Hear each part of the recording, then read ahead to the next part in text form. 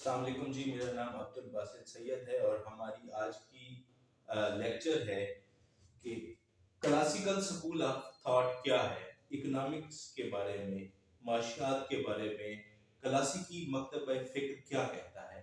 اب سب سے پہلے یہ ایڈم سمتھ نے 1776 میں 1776 میں ایک کتاب لکھی تھی ویلتھ آف نیشنز، جس کو دولت اقوام کا نام دیا گیا تھا۔ اس میں اس نے اکنامکس کی ایک ڈیفینیشن کی تھی، اکنامکس کی تعریف دی تھی، جو بہت زیادہ بحث کا باعث بنی، اور وہاں سے ایکچولی جو ہے معاشیات بطور مضمون سامنے آیا۔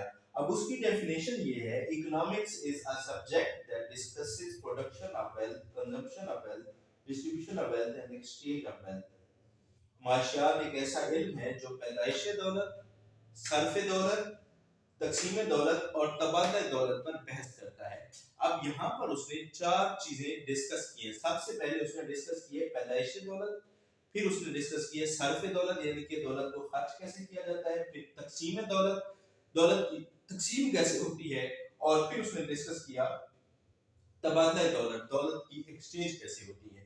ٹھیک ہے جی۔ اب اس ڈیفینیشن کو سمجھنے کے لیے ہم اس کے یہ چاروں پوائنٹ جو ہے وہ باری باری ڈسکس کرتے ہیں۔ تو پہلا پوائنٹ ہے پیدائش دولت، کہ دولت پیدا کیسے ہوتی ہے، انسان پیسے کیسے کماتا ہے۔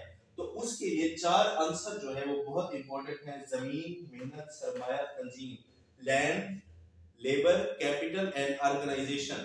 اب اس کو سمجھنے کے لیے آپ فرض کریں کہ آپ نے کوئی ایک فیکٹری لگائی ہے، ٹھیک ہے نا، تو وہاں پر جو پیسہ بنے گا وہ کیسے بنے گا، کہ اس کے لیے آپ کو ایک زمین بھی چاہیے ہوگی، ٹھیک ہے نا، اس کے لیے آپ کو محنت کے لیے لوگ بھی چاہیے ہوں گے، اس کے لیے آپ کو پیسہ بھی چاہیے ہوگا، اور ایک فیکٹری کی ایک انتظامیہ ہوگی، تنظیم ہوگی جو اس کو چلائے گی، ٹھیک ہے نا، آرگنائزیشن ہوگی جو اس کو چلائے گی۔ تو اس طرح سے پھر وہ دولت کریٹ ہوگی جب یہ چاروں عنصر جو ہے وہ ملیں گے، ٹھیک ہے نا، کہ کون سے عنصر ہے اس میں؟ زمین ہے، اس کے بعد محنت ہے، اس کے بعد ہمارے پاس سرمایہ ہے، اور اس کے بعد تنظیم ہے، land, labour, capital and organisation. یہ چار عنصر جب ملتے ہیں، یہ جب چار ایلیمنٹس ملتے ہیں تو دولت کریٹ ہوتی ہے، ٹھیک ہے نا، تو پیسے بنتے ہیں، ٹھیک ہے نا، لوگ پیسے کماتے ہیں، ٹھیک ہے۔ اچھا، اب اس میں پھر صرف دولت آتا ہے کہ کنزمپشن آف ویلتھ کیا ہے، کہ آپ کے پاس فرض کریں کہ آپ نے 20,000 روپیہ کمایا ہے، تو اس کو آپ نے کہاں کا خرچ کرنا ہے۔ ہم نے پہلے پڑھا تھا کہ انسان سب سے پہلے ان چیزوں پر خرچ کرتا ہے جہاں سے اس کو سب سے زیادہ افادہ مل رہا ہوتا ہے، سب سے زیادہ یوٹیلیٹی مل رہی ہوتی ہے۔ تو دوسرے میں یہ ہوتا ہے کہ آپ جو ہے اپنے کمائی ہوئی دولت کو، کمائے ہوئے پیسے کو خرچ کرتے ہیں۔ تیسرا پوائنٹ ہوتا ہے یہاں پر ہے ہمارا تقسیم دولت یا ڈسٹریبیوشن آف ویلتھ۔ اب ایک فیکٹری نے فرض کرے کہ کپڑے بنائے ہیں، ٹھیک ہے، شرٹس بنائی ہیں، اس نے وہ بیچی ہے، اس سے آمدنی آئی ہے، اس سے پیسہ آیا ہے، وہ کہاں پر تقسیم ہوگا؟ وہ کہاں پر تقسیم ہوگا؟ سب سے پہلے آتا ہے زمین، ٹھیک ہے نا، کہ آپ نے ایک زمین فرض کریں کرائے پر لگائی ہوئی تھی، کرائے پر لی ہوئی تھی جہاں پر، یا ایک بلڈنگ ہے وہ آپ نے کرائے پر لی ہوئی تھی جہاں پر آپ اپنا فیکٹری لگائی ہوئی ہے، تو اس کا آپ کرایہ دیں گے۔ اسی طرح سے جو مزدور ہیں یا جو لوگ لیبر وہاں پر کام کری، اس کو آپ نے پیسے دیے ہیں، اس کی تنخواہ دی ہے۔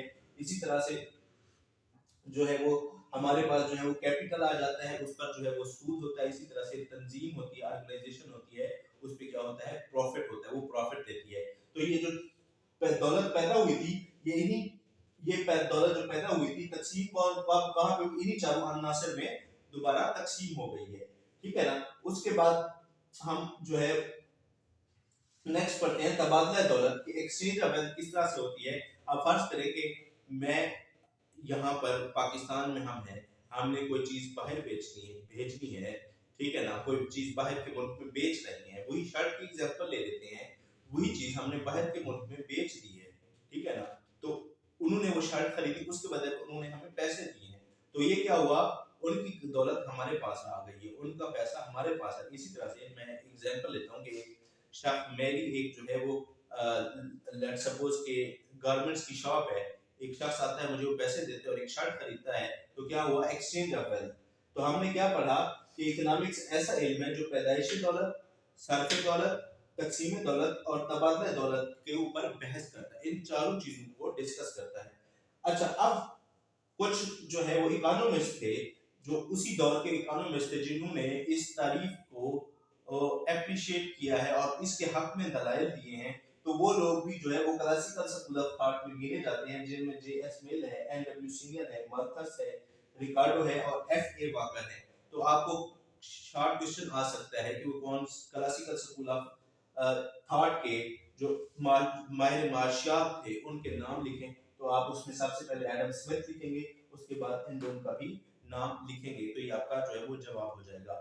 اچھا، اب جب بات ہو رہی تھی دولت کی، تو یہ ڈیفینیشن آئی، کتاب آئی، اس نے یوں سمجھے کہ ایک پوری کی پوری ہسٹری بدل دی ہے معاشیات کے بارے میں، ایک نیا کنسپٹ آ گیا ہے، تو مختلف قسم کے لوگوں کی رائے آنے لگی، تو بہت سے لوگوں نے اس پہ مس انڈرسٹینڈنگ ہوئی اور بہت سے لوگوں نے اس کو کرٹیسائز کیا کہ یہ ایک غلط علم ہے، کہ یہ لوگوں کو لالچی بنا رہا ہے، ٹھیک ہے نا، یہ لوگوں کو غلط کاموں پہ اکسا رہا ہے، یہ ایک شیطانی علم ہے، کیوں؟ کیونکہ لوگ اس کے لیے پیسہ کمانے میں لگ گئے ہیں، یہ دولت کے بارے میں صرف بتا رہا ہے، لوگوں کے بارے میں نہیں سوچ رہا ہے، یہ صرف دولت کے اوپر ہے۔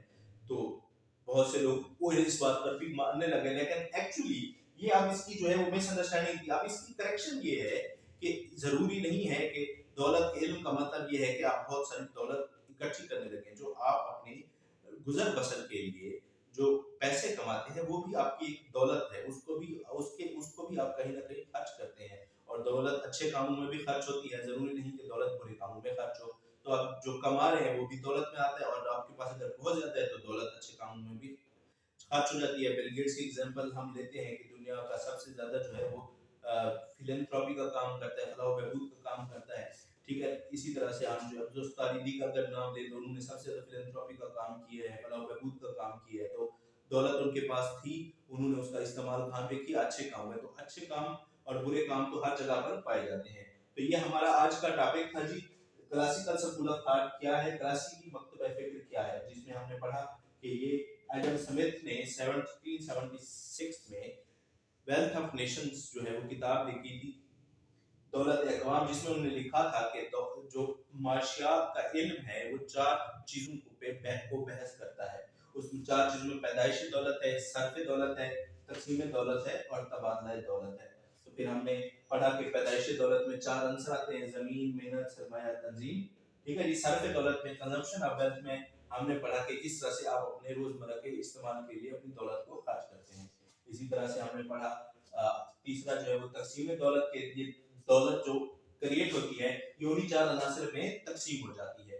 اس کے بعد ہم نے پڑھا تبادلہ دولت، کہ ایک شخص جو ہے وہ اپنی کوئی ایکسچینج کرتا ہے، کوئی چیز خریدتا ہے تو دولت کی ایکسچینج ہوتی ہے، ٹھیک ہے نا، ویلتھ کا ایکسچینج ہوتا ہے۔